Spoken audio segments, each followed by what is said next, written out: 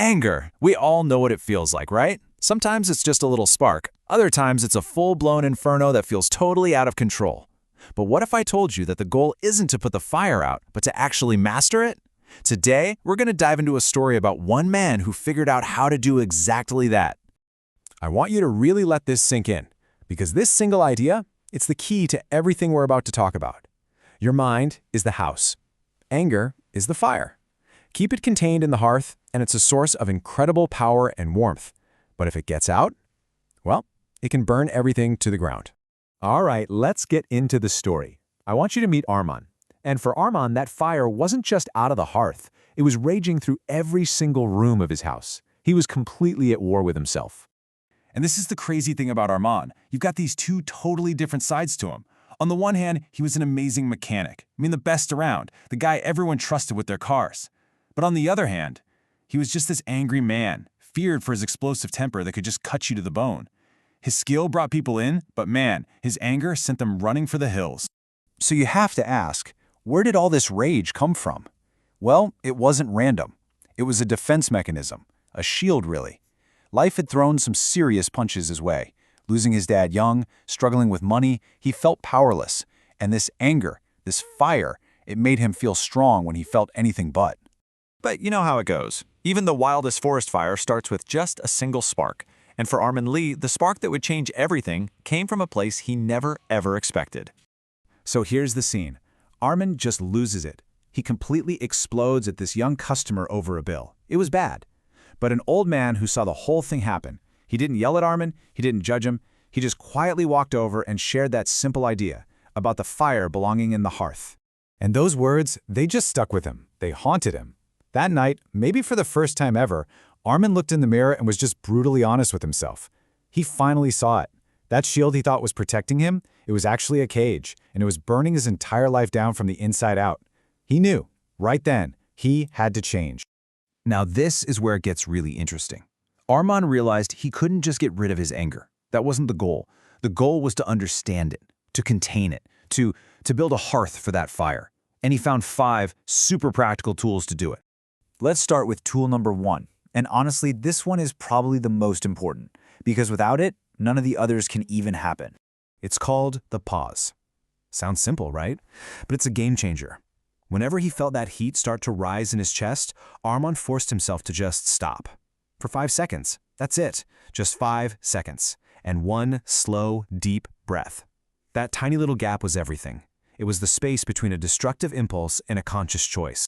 Okay, on to the second tool. This one is all about becoming a detective of your own emotions.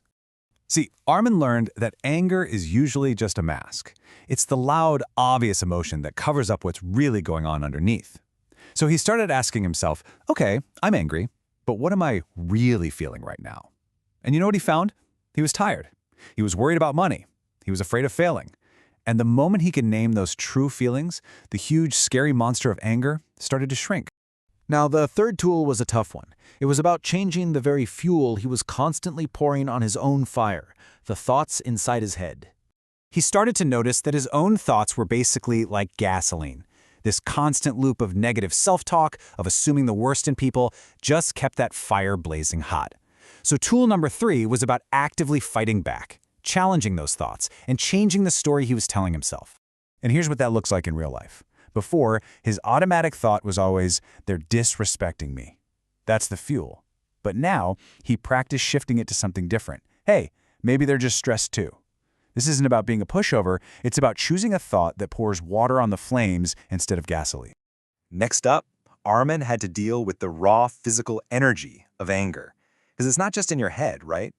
Think about it. When you get angry, you feel it in your body. Your muscles get tight. Your heart pounds. It's a real surge of physical energy. And if you just try to bottle all that up, eventually it's going to explode. So Arman knew he had to find a healthy way to let it out. So he developed this 2-pronged approach.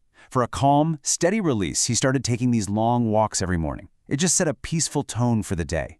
But for those times when he really felt that intense energy bubble up, he had a punching bag, a focused, intense release. The key here is that it was controlled. It wasn't a destructive explosion, it was a deliberate release valve. And that brings us to the 5th and final tool. This is the one where everything else, the pause, the naming, the new thoughts, the physical release, this is where it all comes together. This is the ultimate goal, right? Choosing to respond instead of just reacting. A reaction is that automatic, knee-jerk, unconscious thing we do, the snap, the outburst. But a response? A response is a conscious choice. By practicing the other 4 tools, Armin finally gave himself the ability to move from a life of reacting to a life of responding. So what did all this hard work actually look like? Let's take a look at the new Arman, the guy who's now the master of his own internal flame. So picture this. A customer comes in, he's frustrated, he's upset. The old Armin would have met that fire with a bigger fire. But now, the process is totally different. He feels that familiar fire start to rise inside him, but step 1 is just to notice it.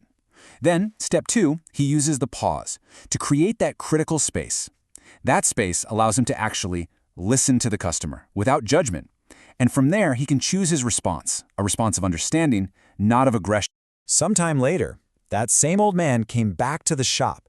He asked Arman how things were going, and Arman told him the truth. He said, "The fire's still there."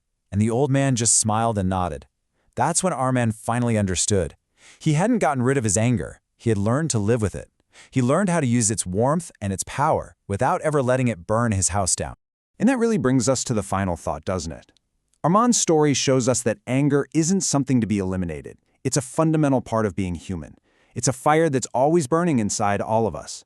So the real question isn't, how do I put out this fire? The real question is, how do I build a hearth for it? So I leave you with this to think about. Your fire is always burning. Is it in the hearth?